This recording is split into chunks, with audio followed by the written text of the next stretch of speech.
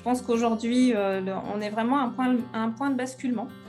Et c'est important d'avoir une vision. Et plus chacun d'entre nous, on peut venir nourrir cette vision ensuite par les actions qu'on a dans notre vie de tous les jours. Et donc, notamment, ce que j'imagine, moi, ce qui me ferait rêver, ça serait vraiment une société qui ressemblerait à La Belle Verte. Donc, c'est un film de Colin Serrault, où en tout cas, on a cette reconnexion à la nature qui est beaucoup plus forte. On pourrait parler aussi de Avatar pour un film plus récent. Et on peut imaginer, par exemple, des lieux de vie écologiques. Alors, ça peut être, moi j'aime bien les écolieux, les oasis, mais il faut savoir que alors, les écolieux, donc, ce sont des lieux souvent où on a de l'habitat partagé, où on a un groupe de personnes. Donc, au niveau du cycle de la nourriture, c'est vrai qu'il y a des choses qui sont très intéressantes à transmettre aux enfants et même aux adultes.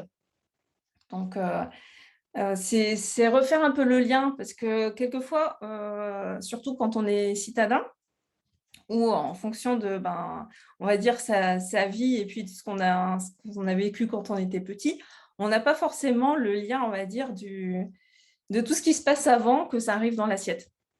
Et ça, c'est très intéressant, quoi, parce que c'est vrai qu'on peut avoir des comportements qui ne sont pas forcément, je trouve, pertinents si on n'a pas justement cette connaissance, quoi, du cycle. Et on fait nous-mêmes partie du cycle. Et en fait, là, on commence à toucher du doigt, on va dire, le deuxième sujet aussi, qui est connaître son environnement. Et le fait de connaître, je trouve que il y a en fait un processus qui est connaître, s'émerveiller et protéger. C'est quelque chose qui me semble naturel, parce que souvent, on peut avoir des peurs, des croyances, parce qu'on ne connaît pas. Et le fait d'apprendre à connaître son milieu, ça, quelque part, c'est des enseignements qui devraient faire partie en fait, des programmes et être enseignés à l'école.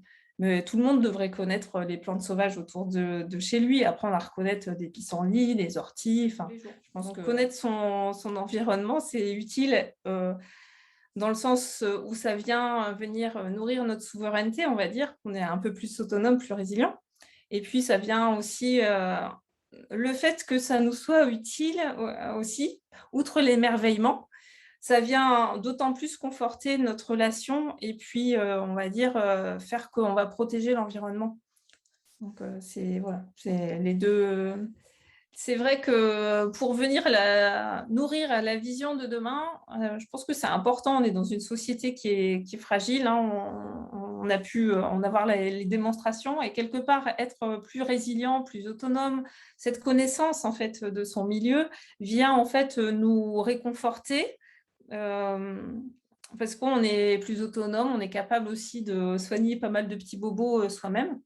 Et donc, au niveau de la santé au naturel, ça, c'est des choses qu'on peut transmettre aux enfants aussi, parce que il y a beaucoup de choses. Les orties aussi au jardin, c'est super intéressant. Donc, ça, c'est une plante merveilleuse, en fait, hein, les orties. Donc, ça, elle accompagne aussi tout au long de l'année, elle est là.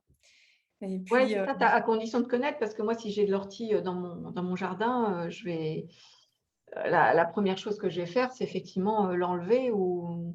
En fait, elle sert pour plein de choses. Elle sert en tant que jardinier, en fait, pour faire ton compost, ton purin d'ortie. En fait, voilà. Et puis, elle sert pour te soigner, par exemple. Moi, je l'utilise beaucoup pour les douleurs de dos. Donc, directement, en fait, c'est ce qu'on appelle un remède héroïque. Donc, parce que, j'ai testé plein de fois, ça m'a soigné des lumbagos. Donc, tu vois, c'est juste énorme, en fait, de connaître, en fait, un petit remède comme ça qui te soigne un lumbago. Parce qu'un lumbago, avant, c'était anti-inflammatoire, 3 jours au lit, et puis tu es comme une tortue sur ta carapace, quoi.